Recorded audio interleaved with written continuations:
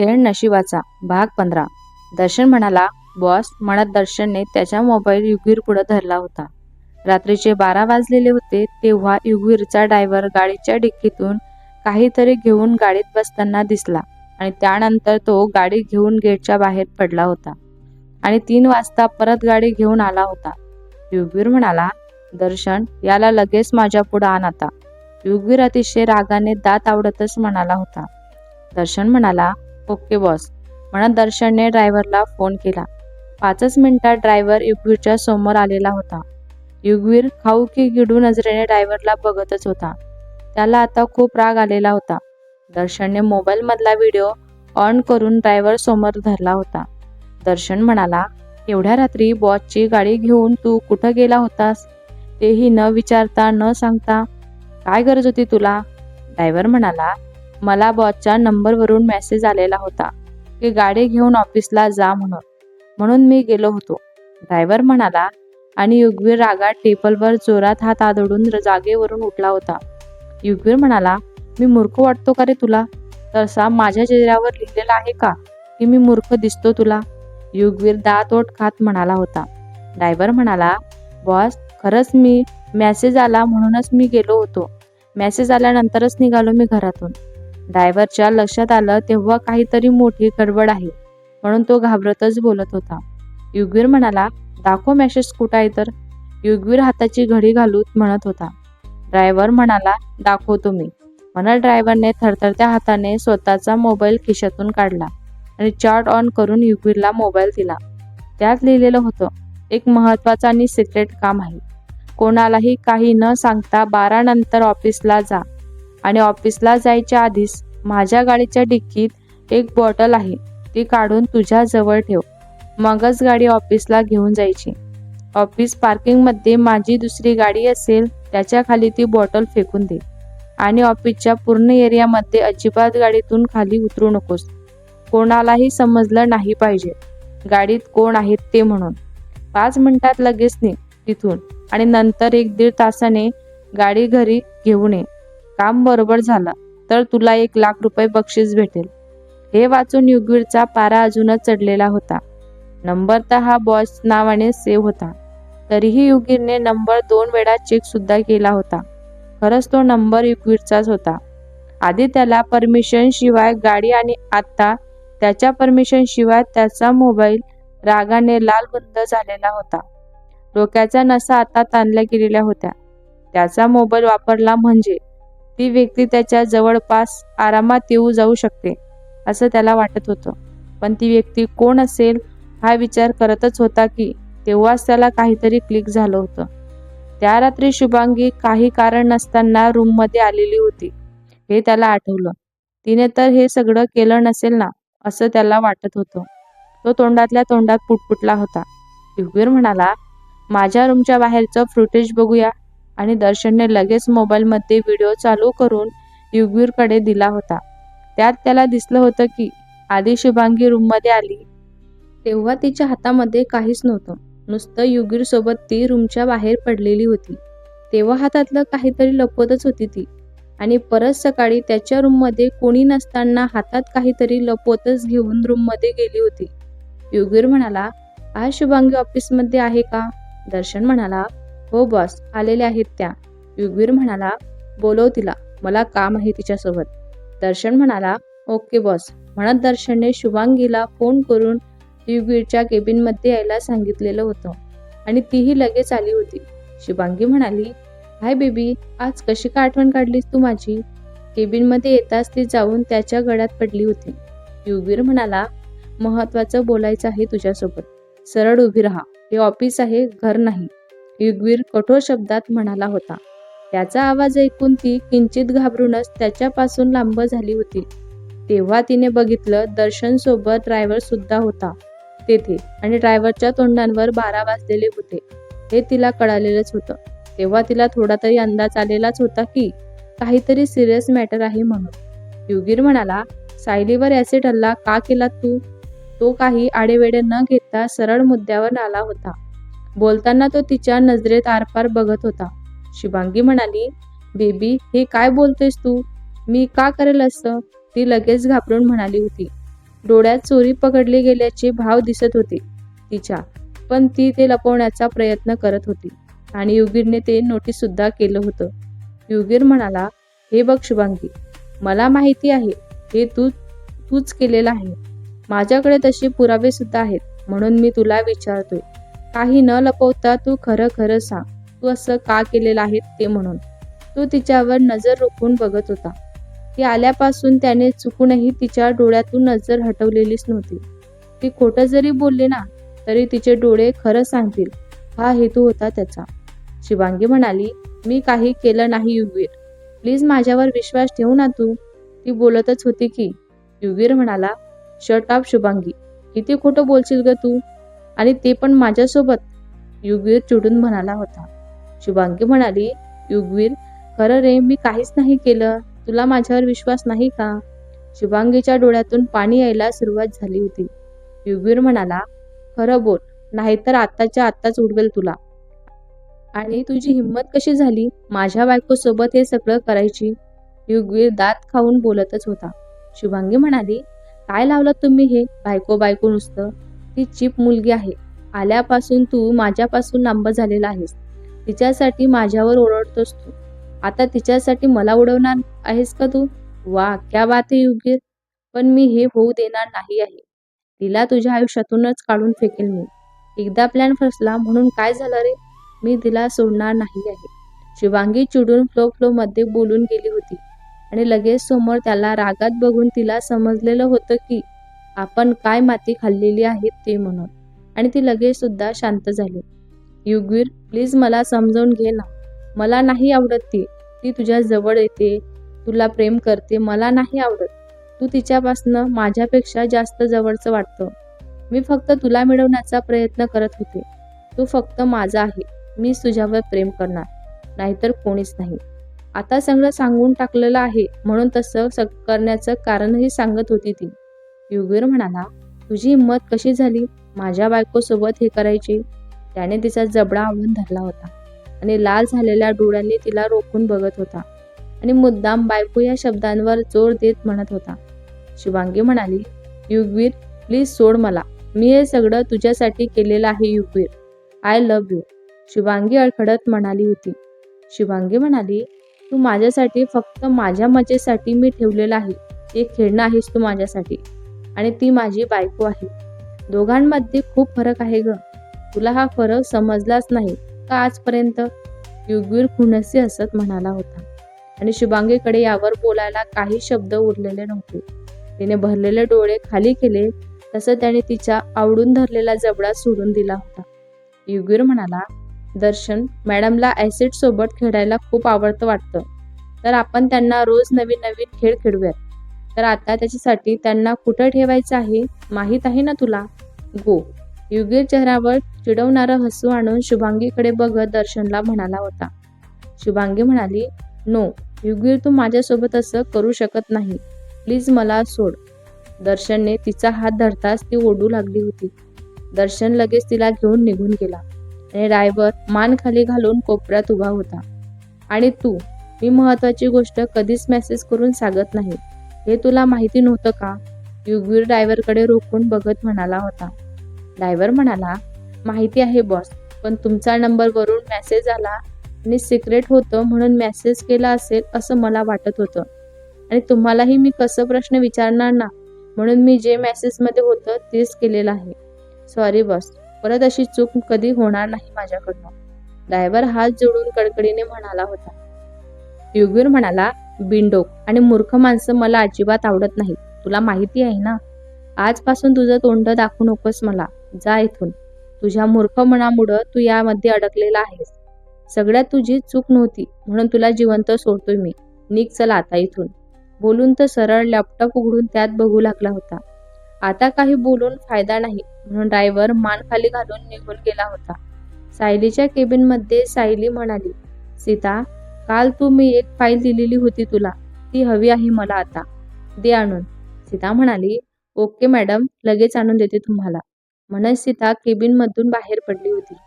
तेव्हा सायलीचा फोन वाजला. स्क्रीनवर युगवीर नाव झळकत होतं. तिने किंचित तोंड वाकडं करून मग फोन उचलला होता. सायली म्हणाली, हॅलो. युगीर म्हणाला, माझा फोन आला की तोंड वाकडं होत वाटतं तुझं. त्याने शांतपणे पण तेवढ्याच धारदार शब्दात तिला विचारलं होतं आणि तिने घाबरून इकडं तिकडं बघितलं. तो आपल्याला कुठून बघतोय असं तिला वाटत होतं. सायली म्हणाली, नाही ते काही नाही, विचार करत होते म्हणून तोंड वाकडं झालं माझं.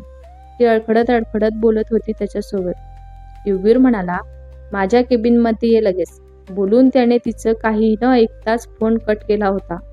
ते ऐकून तिचा श्वास घशातच अडकला होता. तिला आता टेन्शन आलेलं होतं. तोंड वाकडं केलं म्हणून आता शिक्षा देतो की काय असं तिला वाटत होतं. खूप दिवसापासून तो तिला त्रास देत नव्हता म्हणून तिला आता बरं वाटायला लागलेलं होतं. पण आता तिच्या छोट्याशा चुकीमुळं तो खूप चिडलेला होता. आता काय करेल हे तिला माहिती नव्हतं. तिने एक आवळा गिळला आणि खुर्चीवरून उठली आणि सरळ त्याच्या ऑफिसमध्ये पोचली होती. त्याच्या केबिन समोर पोचल्यानंतर तिने हात जोडून देवाला प्रार्थना केली. देवा, मला या राक्षसाच्या तावडीतून वाचव रे बाबा. आणि थरथरत्या हाताने तिने दरवाजा नॉक केला. युगीर म्हणाला, कम.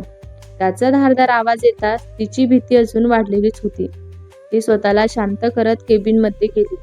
सायली म्हणाली, तुमचा फोन आला म्हणून मी तोंड वाकडं नाही केलं होतं. थोडं कामाच्या विचारात होते ना, त्यामुळं झालं चुकून, सॉरी. केबिनमध्ये येताच तिने डोळ्यातून गंगा जमुना व्हायला सुरुवात केलेली होती. युगीर म्हणाला, सीट. त्याने तिचं बोलणं आणि रडणं दोन्हीकडे दुर्लक्ष केलेलं होतं. ती लगेच त्याच्या समोरच्या चेअरवर जाऊन बसली.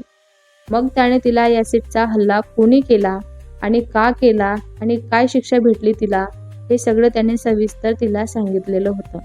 ते ऐकून ती सुद्धा सुन्न झालेली होती. तिला माहिती होतं शुभांगी तिचा तिरस्कार करते, तिचा राग करते, पण एवढ्या खालच्या थराला जाईल असं तिला कधीच वाटलेलं नव्हतं. ती शांत होती, काही बोलत नव्हती, म्हणून परत तोच बोलू लागलेला होता. युगीर म्हणाला, माझ्यासोबत विश्वासघात केला तर मी सोडत नाही त्या व्यक्तीला. मग तो जवळचाही असेल ना तरी चालेल मला. हे तो मुद्दामून बोलत होता. सायलीने कधी विश्वासघात करू नये यासाठी तो एका अर्थाने तिला धमकीच देत होता. तरीही ती काहीच बोलत नाही, फक्त होकारमातीक मान डोलत होती आणि मान खाली घालून बसलेली होती. युगीर म्हणाला, गेट आऊट. तिचं वागणं त्याला आवडलेलं नव्हतं म्हणून सरळ सरळ तो तिला हाकलून लावत होता. ती हून लगेच निघून सुद्धा गेली आणि त्याने नकारमातीक मान हलवत पुन्हा कामाकडे लक्ष दिलं होतं. युगवीरच्या घरी सगळे जेवण करून हॉलमध्ये बसलेले होते. मुलीचे वडील म्हणाले, तुमचे दोन्ही मुलं कुठं दिसत नाहीत? प्रतापराव म्हणाले, मोठ्या मुलाची एक महत्वाची मीटिंग होती आज म्हणून तो थांबू शकला नाही आणि लहान मुलगा तो माझ्या बिझनेसमध्ये मला मदत करत असतो. आता मी येथे आहे तर त्याला ऑफिसमध्ये थांबावं लागणार ना, म्हणून तो सुद्धा ऑफिसमध्ये आहे. मुलींचे आजोबा म्हणाले, खूप कष्टाळू दिसतात तुमची मुलं. सुगंधा म्हणाली, हो, कामापुढं दोघांनाही जेवायचं सुद्धा भान राहत नाही कधी. सुगंधाने मुलाचं कौतुक करायचा चान्स काही जाऊ दिलाच नाही. मुलीची आई म्हणाली, मोठ्या मुलाचं लग्न झालं की नाही? मोठ्याचं सोडून लहानाचं लग्न करताय काय तुम्ही? मुलीची आई जरा खोचतपणेच बोलत होती. प्रतापराव म्हणाले, नाही नाही, मोठ्याचं लग्न झालेलं आहे आता आणि सुगंधाचं तोंड वाकडं झालेलं होतं. मुलीची आजी म्हणाली, सूनबाई काही दिसत नाही कुठे म्हणून मला वाटलं लग्न झालं नसेल मोठ्याचं. यावेळी ही मुलीची आजी तिरकसपणेच बोलत होती. सुगंधा म्हणाली, आजकालच्या मुलांना घरापेक्षा बाहेर जाऊन काम करायला फार आवडत असतं. मग आपण तरी काय करणार ना? त्यांची इच्छा असेल बाहेर काम करायची तर आपण काहीच बोलू शकत नाही ना. सुगंधा तोंड वाकडं करत म्हणाली होती. प्रतापराव म्हणाले, पुढची बोलणी करून घेऊयात का आपण? प्रतापरावने विषय बदलला. मुलीचे आजोबा म्हणाले, हो, मुलगा तर आम्हाला आधीच खूप आवडलेला होता. आता घरही खूप आवडलेलं आहे आम्हाला तुमचं. आता आपण पुढच्या गोष्टी ठरवून घेऊयात, काय करायचं ते म्हणून. सुगंधा म्हणाली, हो हो, आम्हीही तुमच्या मुलीला आधीच पसंत केलेलं आहे आणि आशिषनेही होकार दिलेलाच आहे. तर आता पुढं जायला काहीच हरकत नाही आहे. सुगंधा आज खूप खुश झालेली होती. मुलीची आजी म्हणाली, हो चालेल, मी तर म्हणते 1-2 महिन्यात लग्न उरकून टाकूयात आपण. सुगंधा म्हणाली, हो हो चालेल ना, मला तर या आठवड्यातही केलं तरी चालेल असं वाटत आहे. सुगंधाला जास्तच उत्साह झालेला होता कारण तिला खूप आनंद झालेला होता. तिच्या लाडक्या मुलाचं लग्न जमलंय म्हणून. मुलीची आजी म्हणाली, हो मलाही असंच वाटतं. लग्न जमवून जास्त वेळ पुढे ढकलणं बरं नाही वाटत. ही आजकालची पोरं ना कधी काय करतील सांगता येत नाही. बाहेर कधी किती वेळा भेटतील आणि काय करतील ना, मग आपल्या डोक्याला ताप. त्यापेक्षा लवकर केलेलंच बरं राहील. मुलीची आजी तोंड वाकडं करतच बोलत होती आणि इथे सुगंधाने तोंड पाळून प्रतापरावकडे पाहिलेलं होतं. प्रतापरावने आता तरी खरंच सांग म्हणून सुगंधाला इशारा केला होता, पण तिने लगेच नजर फिरवली. मग प्रतापरावने ही नकारमातिक मान डोलवत नजर दुसरीकडे केली. मुलीचे आजोबा म्हणाले, सगळ्यात आधी पंडितजींना बोलावून मुहूर्त काढावा लागेल. त्याशिवाय काहीही करायची गरज नाही आहे. मुलींचे आजोबा आजीकडे बघून धारदार आवाजात म्हणाले होते आणि आजी शांत झाल्या. प्रतापराव म्हणाले, हो चालेल, तुम्ही तुमच्या पंडितजींना विचारा. आम्हीही विचारतो तसं तारीख ठरवून सांगतो तुम्हाला. आजोबा म्हणाले, हो चालेल ना. सुगंधा म्हणाली, होईल तेवढं लवकर लग्न करूयात आपण. आमच्या जबाबदारीमधून आम्हाला मोकळं व्हायचं आहे लवकर. या महिन्याची तारीख बघूयात आपण. आजोबा म्हणाले, हो चालेल, मग आता निघतो आम्ही. बोलत आजोबा जागेवरून उठले होते. मग बाकीचेही सगळे उठले होते. सगळे निरोप देऊन निघून गेले. सुगंधा म्हणाली, आहो आपल्या गुरुजींना फोन करून या महिन्यात मुहूर्त आहे का ते विचारा ना आधी. सगळेच जाता सुगंधा प्रतापरावला गुरुजींना फोन करायला सांगत होती. प्रतापराव म्हणाले, हो करतो मी लगेच फोन. बोलत प्रतापरावने गुरुजींना नंबर डायल केला होता. नमस्कार गुरुजी. 2 रिंगमध्ये गुरुजींनी फोन उचलला होता. गुरुजी म्हणाले, बोला प्रतापराव, कसे आहात तुम्ही? प्रतापराव म्हणाले, मी बरा आहे गुरुजी. आशिषचं लग्न ठरलेलं आहे ना? या महिन्यात काही मुहूर्त आहेत का विचारायला फोन केला होता तुम्हाला. गुरुजी म्हणाले, बरं मी बघून सांगते तुम्हाला लगेच. थोडा वेळ शांतता होती. बहुतेक गुरुजी मुहूर्त बघत असतील असं त्यांना वाटत होतं. गुरुजी म्हणाले, प्रतापराव, आजपासून 10व्या दिवशीचा मुहूर्त खूप छान आहे. 4 वर्षातून एकदा हा मुहूर्त येत असतो आणि या दिवशी लग्न झालेली जोडपे अत्यंत भाग्यशाली ठरत असतात. त्यानंतर 6 महिन्याने लग्नासाठी एकही मुहूर्त नाही आहे. प्रतापराव म्हणाले होते. ठीक आहे गुरुजी, मी सुगंधाशी बोलून कळवतो तुम्हाला. बोलून प्रतापरावने फोन कट केला होता आणि गुरुजी जे काही बोलत होते ते सुगंधाला त्यांनी सांगितलेलं होतं. सुगंधा म्हणाली, आहो एवढा चांगला मुहूर्त आहे तर त्याच दिवशी लग्न लावून टाकूया ना, कशाला पुढे ढकलायचं. प्रतापराव म्हणाले, मुलीच्या घरच्यांशी बोलून घे आणि त्यांना सांग. ते काय म्हणतात बघू आपण त्याच्यानंतर. सुगंधा म्हणाली, हो मी थोड्या वेळाने करते त्यांना फोन. प्रतापराव म्हणाले, बरं ठीक आहे, मी थोडा वेळ रूममध्ये जाऊन आराम करतो. बोलून प्रतापराव रूममध्ये निघून गेले. युगवीरच्या केबिनमध्ये संदीप म्हणाला, बॉस, आजची मीटिंग कॅन्सल झालेली आहे. मिस्टर सुभेदारांना आज मुलगा झाला आहे म्हणून ती मीटिंगसाठी येऊ शकले नाहीत. असा फोन आला होता त्यांच्या सिक्युरिटीचा. युगवीर म्हणाला, ओके, मी त्या मीटिंगसाठीच थांबलेलो होतो. आता मीटिंग कॅन्सल झालेली आहे तर मी निघतो. बाकीचं सगळं बघून घेतो. युगवीर बोलत खुर्चीवरून उठला होता. संदीप म्हणाला, ओके बॉस. तो सरळ सायलीच्या केबिनमध्ये नॉक न करता घुसला होता, पण ती केबिनमध्ये त्याला दिसली नव्हती. म्हणून तो केबिनला लागून असलेल्या रूममध्ये गेला तर ती दिसली. आताच तोंड धुवून वॉशरूमच्या बाहेर पडली होती ती. त्याला अचानक बघून दचकली होती ती आणि तो तिच्याकडे नसलेल्या नजरेने बघत एकटक बघत होता. सायली म्हणाली, तुम्ही असं अचानक आलात, घाबरले होते मी. तो काहीच बोलत नव्हता, नुसताच तिला बघत होता. म्हणून काहीतरी बोलायचं म्हणून तीच बोलत होती, पण तो काहीच न बोलता तिच्याकडे जात होता. त्याला आपल्याकडे असं बघताना बघून ती अस्वस्थ झालेली होती. तिचं हृदय जोरजोरात धडधडायला लागलेलं होतं. सायली म्हणाली, तुम्ही येथे म्हणजे काम आहे का तुमचं माझ्याकडं काही? आता पुढं जे होणार आहे त्याची चाहूल लागलेली होती तिला. तरीही ती त्याचं लक्ष हटवण्याचा प्रयत्न करत होती. पण तो युगीर होता एक नंबरचा चिकट माणूस. त्याच्या मनात जे आहे ते तो करणारच होता. त्याला कोणीच अडवू शकत नव्हतं. त्याने तिचे गाल स्वतःच्या हातात उंजळीत धरून तिच्या ओठांवर ताबा मिळवलेला होता. सुरुवातीला तिने त्याच्या छातीवर दाब देऊन त्याला दूर करण्याचा प्रयत्न केला, पण नंतर तिने तो प्रयत्नही थांबवला होता. त्याने तिचे ओठ न सोडताच तिला उचलून बेडवर झोपवलेलं होतं. तो आता तिच्यावर होता आणि त्याचा एक हात तिच्या शरीरावर हळूवार प्रवास करत होता. तिलाही हा स्पर्श आवडू लागलेला होता. मनात फुलपाखरू उडू लागलेले होते. शरीरावर मोरपिसे फिरत असल्यासारखं तिला वाटत होतं. तिनेही त्याच्या पाठींवर स्वतःचे हात नेले. त्याने तिचे कपडे तिच्या शरीरापासून वेगळे केले आणि आता हात सोबतच त्याचे ओठ सुद्धा तिच्या शरीरावर हळूवारपणे फिरू लागलेले होते. तसं तिच्या अंगावर शहारे येऊ लागले होते. शेवटी त्याच्या मिलनाचा अंतिम टप्पा गाठला होता त्यांनी आणि तो तिच्यावरून उठून तिच्या शेजारी झोपला होता. युगवीर म्हणाला, साऊ, तुला माहिती आहे का, तुझ्यात जी नशा आहे ना, ती दुसऱ्या कोणामध्येच नाही आहे. तो एका अंगावर होऊन नशिल्या नजरेने तिच्याकडे बघत तिच्या ओठांवर हळूवार अंगठा फिरवत म्हणत होता आणि तीही ऐकून चक्क लाजून त्याच्या मिठीत शिरली होती. मी आजपर्यंत कितीतरी मुलींसोबत कितीतरी रात्री घालवलेल्या आहेत, पण तुझ्यासारखी नशा कोणातच नाही ग साऊ. हे ऐकून तिचा चेहरा थाडकन पडला होता. आताच लाजून त्याच्या मिठीत शिरलेली ती लगेच बाजूला झाली होती. तो किती मुलींसोबत राहिला असेल विचार करून तिला त्याची किळस यायला लागली होती. युगवीर म्हणाला, काय झालं तुला? ती अचानक बाजूला का झाली ते त्याला समजायला आलंच नाही. सायली म्हणाली, मला वॉशरूमला जायचं आहे. तो परत चिडेल म्हणून खोटं बोलून ती उठून चादर स्वतःभोवती गुंडाळून सगळे कपडे हातात घेऊन सरळ वॉशरूममध्ये निघून गेली होती. तो कपडे घालून परत तिथेच पडून होता. तिने आज जाऊन मन भरून रडून घेतलं.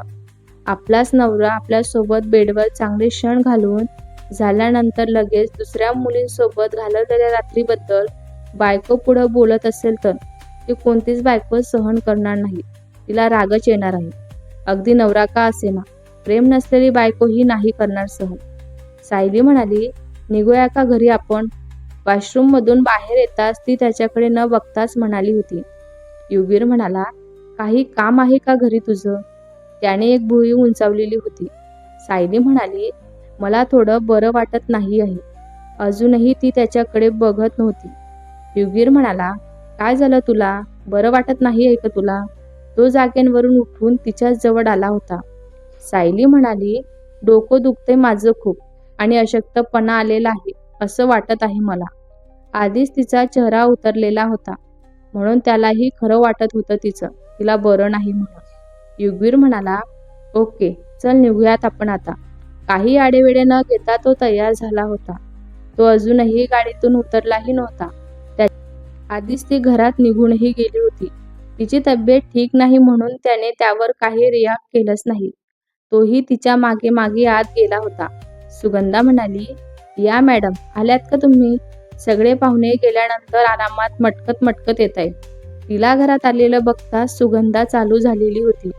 युगवीर मागून येतोय हे तिला माहीतच नव्हतं. तिला वाटलं सायली एकटीच आलेली आहे वाटतं म्हणून ती बोलत होती. युगवीर म्हणाला, काही प्रॉब्लेम आहे का आई तुला? सायली काही बोलणार त्याआधीच युगवीर तिच्या मागून बोलत होता. तेव्हा सायली सोबतच सुगंधानेही त्याच्याकडे पाहिलं. सुगंधा म्हणाली, मला काय प्रॉब्लेम असणार आहे? आणि असला तरी माझं कोणी विचार करतं का? सगळे आपल्या आपल्या दुनियेत मस्त आहेत. सुगंधा बडबड करत सरळ निघून गेली होती. युगवीरला बोलायला चान्सच दिला नाही तिने. तिला माहिती होतं इथे थांबवणं आता तिच्यासाठी चांगलं नाही आहे म्हणून. त्याने नकारमार्थिक मान डोलावली आणि सायलीकडे बघितलं. ती भूत बघितल्यासारखं जागेवरच काहीतरी विचार करतच थांबलेली होती. भेटूया पुढच्या भागात. हा भाग तुम्हाला कसा वाटला कमेंट करून नक्की सांगा. व्हिडिओ आवडला असल्यास लाईक करा, शेअर करा. नवीन असाल तर चॅनलला सबस्क्राईब करा. धन्यवाद.